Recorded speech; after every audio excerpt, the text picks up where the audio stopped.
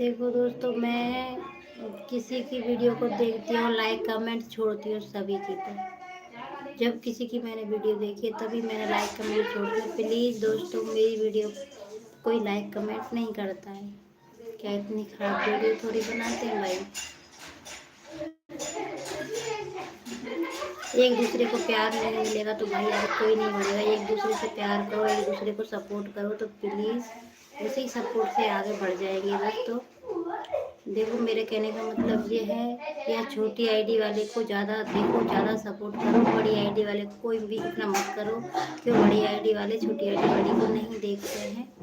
तो छोटी आईडी वाले घंटे घंटे में, आधे घंटे में सभी के कमेंट देखते हैं और मैं भी सभी के कमेंट देखती हूँ। तो प्लीज़ दोस्तों, सभी के कमेंट वापस करती हूँ, ठीक है। और मुझे भी फॉलो करो प्लीज़।